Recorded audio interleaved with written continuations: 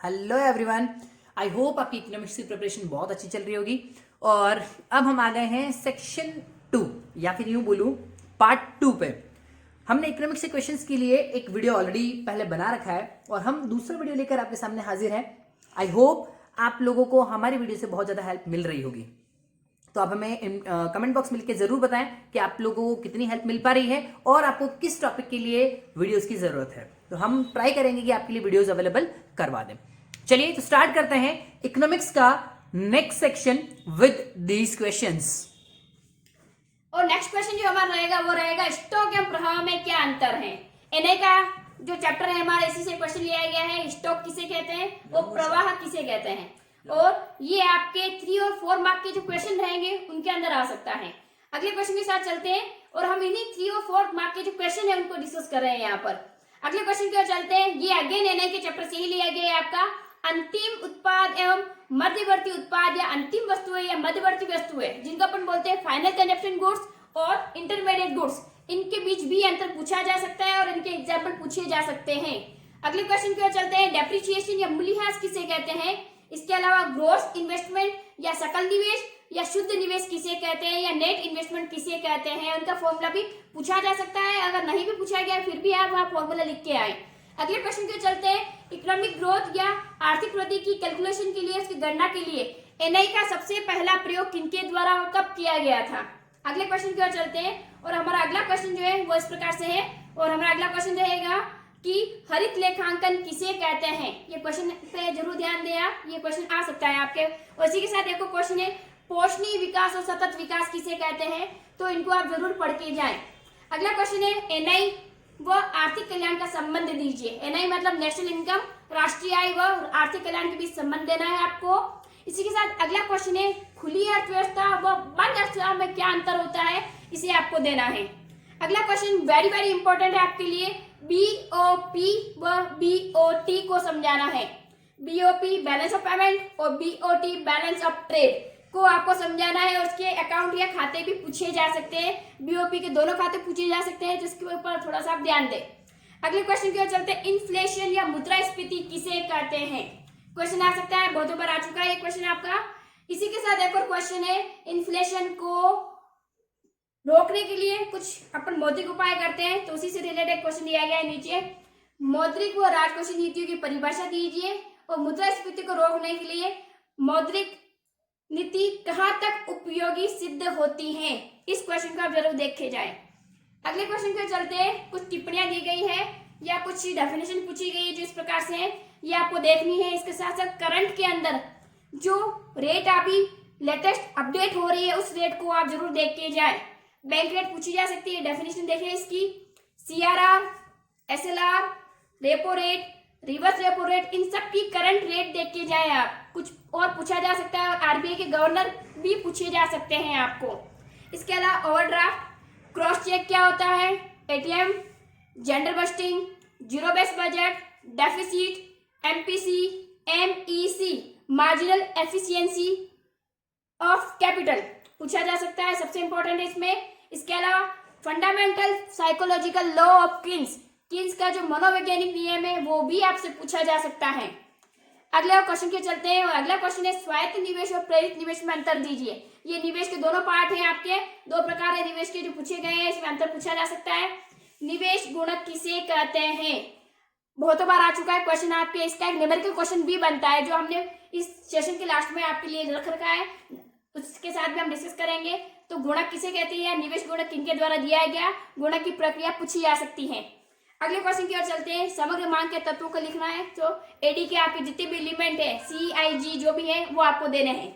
अगले क्वेश्चन की ओर चलते हैं। समग्र मांग की व्युत्पत्ति को आपको समझाना है, एडी की पूरी पूरी व्युत्पत्ति समझानी है डायग्राम के साथ। समष्टि आर्थिक सामयिक को भी समझाना है, विद डायग्राम समझाना है आपको। अगले क्वेश्चन की ओर चलते हैं। मौद्रिक और राजकोषीय नीति के उपकरण, वेरी इंपॉर्टेंट क्वेश्चन है आपका ये, इस पर जरूर आप थोड़ा सा पढ़ के जाए। इसके अलावा डीमोनेटाइजेशन, ये भी बहुत इंपॉर्टेंट रहेगा आपके लिए क्वेश्चन, इसको भी जरा आप पढ़ के जाए, जो नरेंद्र मोदी जी द्वारा 2018 के अंदर किया गया था। इसके अलावा बजट किसे कहते हैं और बजट के 4 उद्देश्य पूछे जा सकते हैं। अगले क्वेश्चन की ओर चलते हैं। अदृश्य व्यापार किसे कहते हैं या सेवाओं का व्यापार भी कहा जाता है इसे, तो इस नाम से भी क्वेश्चन बन सकता है आपका। अगला क्वेश्चन, कैशलेस ट्रांजेक्शन या नकद विहीन लेन देन किसे कहते हैं।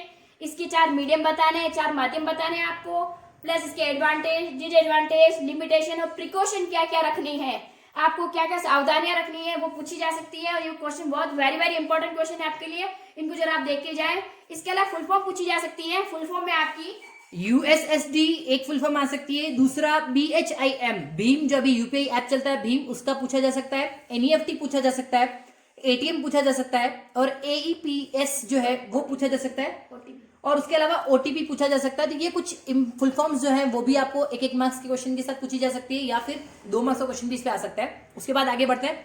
अधिमांग व अधिपूर्ति, अधिमांग व अधिपूर्ति व शून्य अधिमांग व शून्य अधिपूर्ति बिंदु क्या होते हैं वो बताने हैं, और ये जो डेफिनेशन है इनकी आपको लिखनी है। आगे बढ़ते हैं। एमपीसी से क्या तात्पर्य है, ये क्वेश्चन बन सकता है। दूसरा ADAS मॉडल बताइए, ये बताना है आपको। राजकोषीय घाटा क्या होता है, प्राथमिक घाटा क्या होता है, ये बताना है आपको।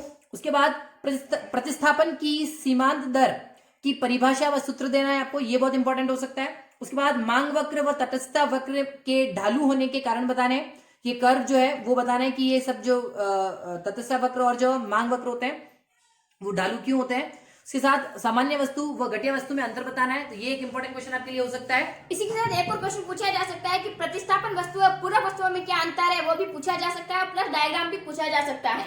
इसके साथ अगला क्वेश्चन जो हमारा न्यूमेरिकल पार्ट है, जिसमें से 2 न्यूमेरिकल हमारे क्वेश्चन पेपर में आते हैं, तो हमें ये कोशिश करनी है कि इन 2 न्यूमेरिकल में से आपको मैं 5 न्यूमेरिकल दे रही हूँ, उसमें से कोई 2 आप प्रिपेयर जरूर करके आए, और इनमें से 2 जरूर श्योर है आपके पेपर में बैठेंगे।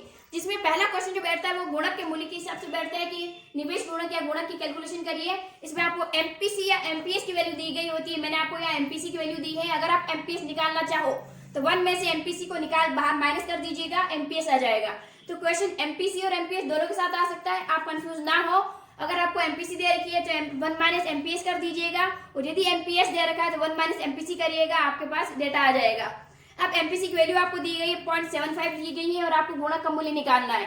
क्वेश्चन नंबर 2 जो हमारा न्यूमेरिकल है वो दे रखा है, स्वायत्त निवेश 200 दे रखा है, कंजप्शन फंक्शन जो है हमारा उपभोग फलन वो दे रखा है, C = 80 + 0.75y, और आपको आय का इक्विलिब्रियम में साम्य स्तर बताना है। और इसी के साथ दूसरा क्वेश्चन है कि राष्ट्रीय आय में कितनी वृद्धि होगी यदि इन्वेस्टमेंट को 25 करोड़ से बढ़ा दिया जाए। तो ये क्वेश्चन आया हुआ है, प्लीज इसके ऊपर आप जरूर ध्यान दें। अगले क्वेश्चन को चलते हैं। एक टेबल आपको कंप्लीट करनी है, इनकम दे रखी है, कंजप्शन दे रखा है, और आपको एमपीसी निकालनी है। इसी के साथ अगला जो क्वेश्चन आता है वो आता है कि बैंक के पास जो 10,000 वो है डिपॉजिट पड़ा है, सीआरआर आपको दे रखी है 20% है, और आपको जमा गुणक और व्युत्पन्न जमा भी निकालना होता है, जिसके ऊपर भी एक छोटा सा क्वेश्चन बन सकता है। अगले क्वेश्चन की ओर चलते हैं, और हमारा अगला क्वेश्चन जो है वो है आपका एनआई के ऊपर। एनआई नेशनल इनकम के कुछ कंसेप्ट दे रखे हैं, उनके ऊपर एक क्वेश्चन जरूर आएगा आपके पास। बाजार कीमत पर सकल घरेलू उत्पाद आपको दे रखा है 4 लाख करोड़ रुपए, डेप्रिसिएशन या मूल्यह्रास दे रखा है 10,000 करोड़ रुपए, इनडायरेक्ट टैक्स आपको अप्रत्यक्ष कर दे रखा है 10,000 करोड़ रुपए, सब्सिडी दे रखी है 5,000 करोड़ रुपए, और आपको पूछा शुद्ध विदेशी निर्यात से आय NFI दे रखा है 10,000 करोड़ रुपए। आपको NNP FCA निकालना है। इसी क्वेश्चन में कितनी बार आपको कुछ डेटा दिया गया होता है ना, आपको GDP MP8, GDP FC8 या NDP FC8 या MP8 भी पूछा जा सकता है, तो इसको जरूर आप प्रिपेयर करके जाइए। छोटे छोटे क्वेश्चन जो है आपके 2-2, 3-3 या 4-4 मार्क्स में जरूर पूछे जा सकते हैं। अगले क्वेश्चन की ओर चलते हैं, और अगले क्वेश्चन जो है हमारे एक टेबल है जिसको आपको फिल करना होता है, कंप्लीट करना होता है, और ये दे रखा है आपने रेवेन्यू वाले चैप्टर और कॉस्ट वाले चैप्टर से दे रखा है। मैंने दोनों ही टेबल आपके लिए रख दिए सामने। पहली टेबल के अंदर Q दे रखा है, आपको AR दे रखा है, TR दे रखा है और MR दे रखा है, लेकिन इनके बीच में कुछ डेटा मिसिंग कर रखे हैं। आपको इन फॉर्मूले के साथ इन डेटा को फिल करना है और ये टेबल कंप्लीट करनी है। इसी के साथ एक और टेबल दे रखी है कॉस्ट के ऊपर, जिसमें आपको Q दे रखा है, TFC 20 दे रखी है, इसमें फिक्स कॉस्ट हमेशा फिक्स होती है, तो सारे डेटा 2020 आप वहां पर मेंशन कर दीजिएगा। TC दे रखी है, और इनके रिगार्डिंग फॉर्मूले अटेम्प्ट करके आपको TVC फाइंड करनी है, AFC फाइंड करनी है, AVC फाइंड करनी है, AC और SMC आपको फाइंड करनी है, और टेबल कंप्लीट करके वहां पर पूरी करनी है इसको। तो इसके साथ एक जो मांग की लोच वाला सबसे इंपॉर्टेंट क्वेश्चन है वो भी पूछा जा सकता है, तो मैंने मांग की लोच के क्वेश्चन भी आपके लिए रखे हैं। क्वेश्चन नंबर पहला है, अनार की कीमत दे रखी 100 रुपए, और इसके ऊपर 250 ग्राम आपके अनार खरीदे जाते हैं। फिर अगर प्राइस घटकर 50 रुपए हो जाती है, तो ऐसी कंडीशन में जो खरीदे जाने वाले अनार है उसकी क्वांटिटी हो जाती है 750 ग्राम। तो आपको डिफाइन करनी है इलास्टिसिटी ऑफ डिमांड या कीमत लोच की गणना वहां पर करनी है। इसी के साथ एक क्वेश्चन और आता है, वो आता है व्यय विधि के ऊपर, जो मांग की लॉस को मापने की दूसरी विधि है। और व्यय विधि के रिगार्डिंग आपको प्राइस दे रखी है, आपको एक्सपेंडिचर या व्यय दे रखा है, और इसी के साथ कीमत लॉस आपको दे रखी है। क्वेश्चन मैं आपके लिए रिपीट कर रही हूँ। प्राइस दे रखी है 10 रुपए, जो कम होकर 9 हो जाती है। व्यय दे रखा 180, जो बाद में 162 हो जाता है।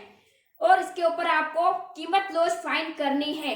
और ये आपकी व्यय विधि का क्वेश्चन है, मांग की लॉस का ही। और यह विधि दी थी मार्शल ने, और इसके ऊपर आपको क्वेश्चन पूछा गया है, तो इसमें आप मांग मात्रा जरूर निकालें। क्वेश्चन में फिर कह रही हूँ, इसके अंदर मांग मात्रा नहीं दी गई है। आप पहले व्यय में प्राइस को डिवाइड करके डिमांड निकाल लें, और उसके बाद इस क्वेश्चन को सोल्व करें।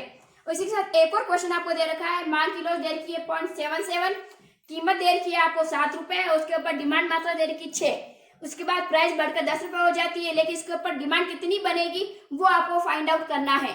तो ये थे आज के हमारे कुछ इंपॉर्टेंट सेगमेंट के क्वेश्चन जो आप हमारे साथ डिस्कस कर रहे थे। आई होप आप इन क्वेश्चन के साथ बहुत अच्छे से प्रिपेयर करेंगे। आपकी कोई भी क्वेरी होती है तो प्लीज हमें कमेंट बॉक्स में जरूर लिख कर भेजें, हम आपके लिए हमेशा तैयार रहेंगे। और प्लीज सब्सक्राइब करिए, शेयर करिए, और इस पेपर के साथ बने रहिए। हम अगले सेशन के साथ फिर चलेंगे, तब तक के लिए गुड बाय।